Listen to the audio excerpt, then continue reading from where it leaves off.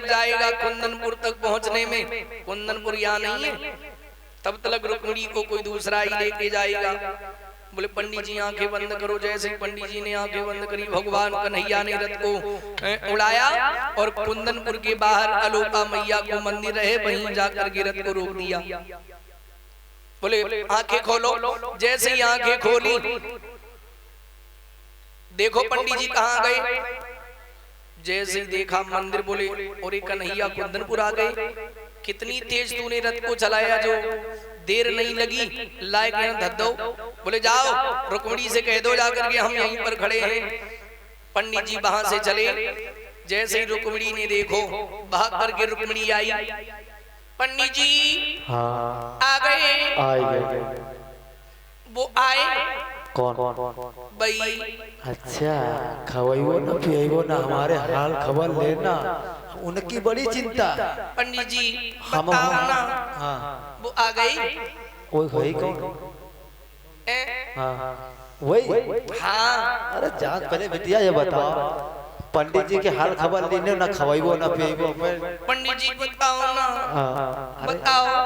अरे पहले खवाओ हमका, बाद में खिलाऊं, पहले बताओ। अच्छा बात में खवाए हैं, अब भूल ही गए, काम निकल गो तो भूल ही गए।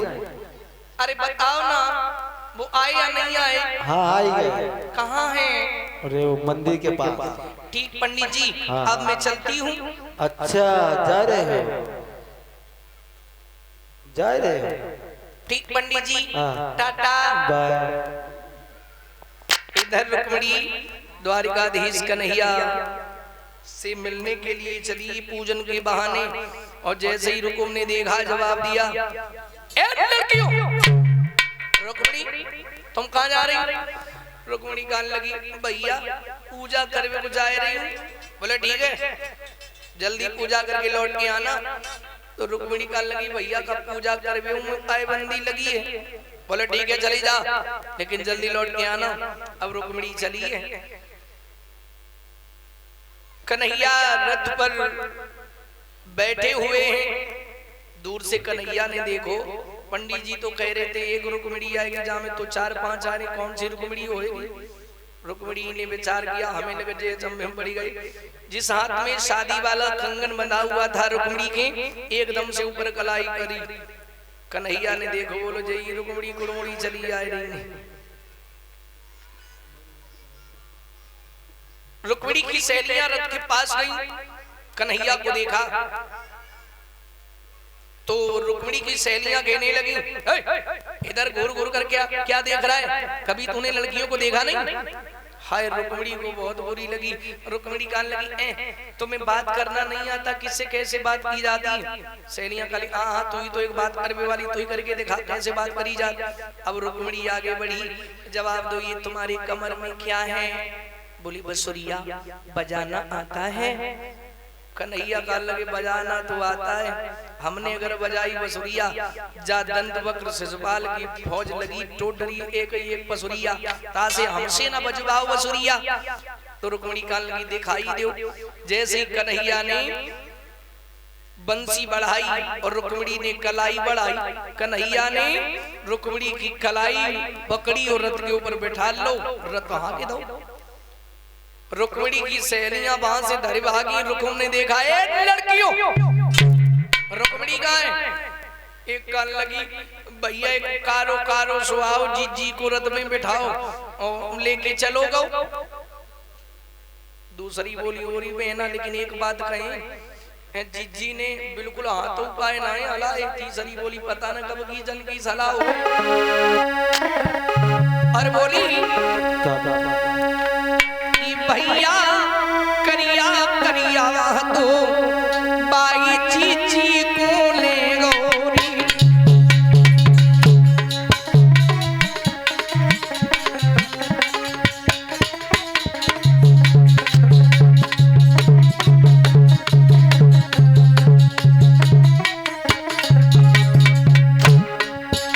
बिना को ले गौरी बाई चीची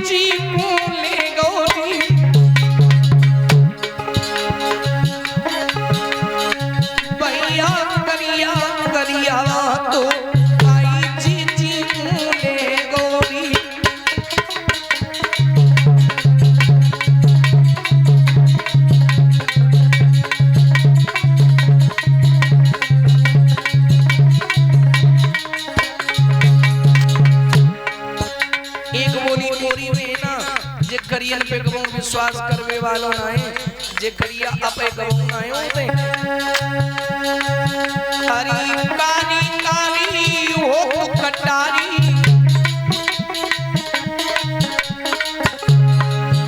और देखन में बा लागी प्यारी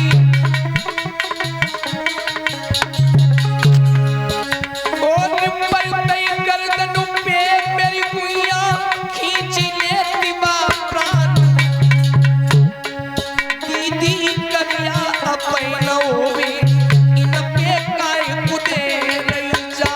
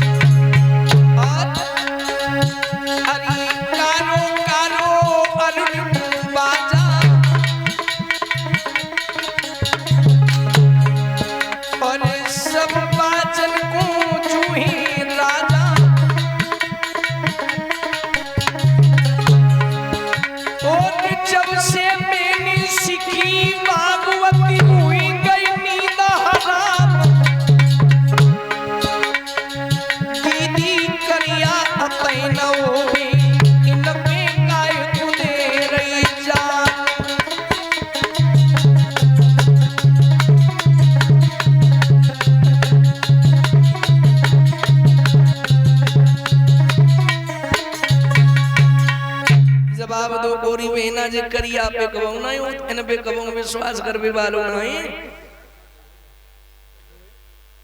इधर जैसे ही रुकुम ने सुना बोले किधर गया है बोले इधर गया है रुकुम ने पीछे रथ को लगा दिया है जैसे ही देखा कन्हैया को आवाज लगाई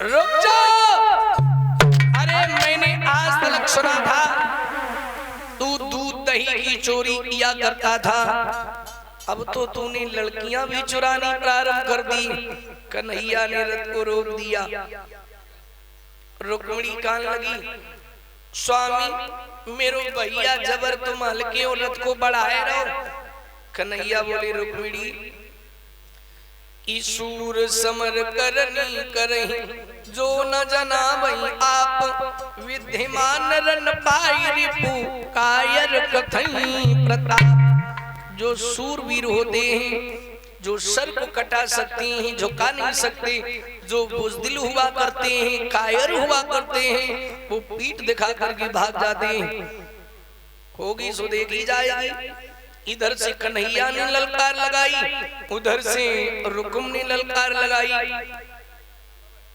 कन्हैया रुकुम में युद्ध होने लगा इधर रुक्मिणी ने पत्र भेज दिया बलराम के पास बलराम अपनी फौज सजा करके कुंदनपुर आ गए कन्हैया ने रुकुम को हरा दिया जैसे ही मारने के लिए उद्यत हुए रुक्मिणी भगवान कन्हैया के पैरों पे गिरी गई जवाब दिया है नाथ अगर तुमने मेरे भैया को मार दिया तो समाज के लोग यही कहेंगे एक बहन अपने भैया को खा गई मेरे भैया को छोड़ दो कन्हैया रुकुम से कहने लगे ओरे रुकुम तू अपनी बहन के साथ में कितना गलत कर रहा था अपनी बहन का विवाह तू अपनी साली के साथ में करवा रहा था तुझे शर्म भी नहीं आई विचार भी नहीं किया तेरी बहन कह रही है तो मैं तुझे छोड़ रहा हूं अन्यथा मैं समाप्त कर देता छोड़ दिया है मारे शर्म की वजह से परीक्षित महाराज रुकुम कुंदनपुर नहीं गया। इसने कुदरकोट नाम का नगर बसाया। उसी कुदरकोट का नाम बाद में पड़ा भरथना, जो इटावा के पास पड़ता है।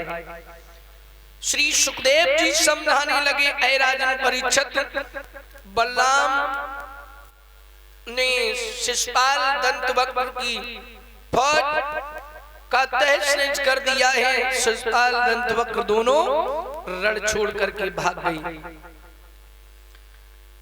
पुनः महाराज भीष्मक ने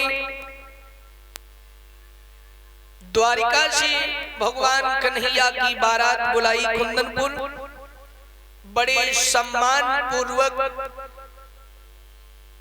रुक्मिणी की भावरें द्वारिकाधीश कन्हैया के साथ में डलवा दी हैं। भावरें पड़ी हैं। भावरें पड़ने के बाद